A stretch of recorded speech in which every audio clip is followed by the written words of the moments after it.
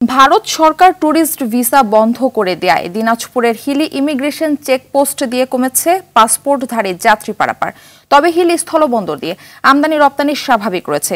ইমিগ্রেশনের তথ্য মতে আগের থেকে পাসপোর্টধারী যাত্রী পারাপার কমেছে কয়েক গুণ। এতে করে কমেছে সরকারের রাজস্ব। হিলি থেকে আব্দুল আজিজের তথ্যছবিতে জানাচ্ছেন ইমরুল কায়েস। বছর শেষের খুশি নগদে হবে বেশি। নগদ পেমেন্টে নির্দিষ্ট ক্যাটাগরির কেনাকাটায় 300 টাকা পর্যন্ত ক্যাশব্যাক। সুনসান নীরব দিনাজপুরের হিল ইমিগ্রেশন। একসময় এই ইমিগ্রেশন চেকপোস্ট পাসপোর্টধারী যাত্রীদের পদচারণায় মুখরিত ছিল, কিন্তু ভারত সরকার ট্যুরিস্ট ভিসা বন্ধ করায় কমেছে যাত্রী পারাপার।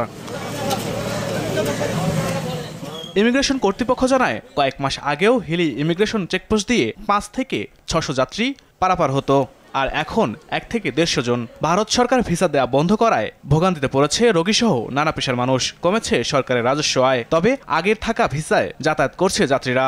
বছর শেষের খুশি নগদে হবে বেশি। নগদ পেমেন্টে নির্দিষ্ট ক্যাটাগরির কেনাকাটায় 300 টাকা পর্যন্ত ক্যাশব্যাক। ইন্ডিয়া বিহারে যাব, এখানে আসি দেখলাম যে লাইন ধরে আগের লোক অপেক্ষা করতো, সেটা এখন আর নাই।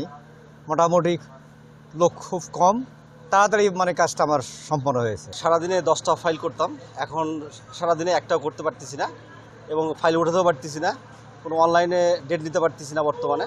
এখন শুধু মেডিকেল এন্ট্রি আর স্টুডেন্ট ভিসা। বাইরে যাই যে আমরা ট্রিটমেন্ট করবো সেই ধরনের আর্থিক অবস্থা তো আমাদের নেই। এখন প্রশ্ন হলো, আমাদের যে মেডিকেল ভিসা যেটা ছিল পূর্বের ভিসাটা শেষ হয়েছিল, ভেলোরে যে আমরা এটা এক্সচেঞ্জ করে নেওয়ার পরে আরও ডাবল এন্ট্রি পেয়েছি, সেটাও একবার অলরেডি হয়ে গেছে।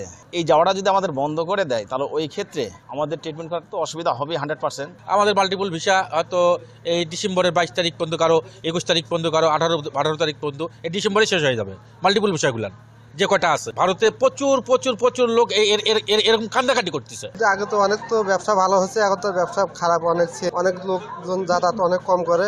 সরকার পতন হওয়ার পর থেকে লোকজন আর বেশি আসে না, সামান্য লোকজন আর কি আসে। হিলি স্থলবন্দর দিয়ে আমদানি রপ্তানি স্বাভাবিক থাকলেও ইমিগ্রেশন চেকপোস্ট দিয়ে যাত্রী পারাপার কমেছে বলছেন এই কর্মকর্তা। আমদানি এবং রপ্তানির সাথে জড়িত তারা তো আসা যাওয়া করে, যারা পাসপোর্ট যাত্রী, তারা মাল্টি ভিসা যাদের আছে তারা তো আসা যাওয়া করে। সেই হিসাবে আগের থেকে যাত্রী সংখ্যা একটু কমেছে, আর আমদানি রপ্তানি বর্তমানে হিলি স্থলবন্দরে স্বাভাবিক আছে।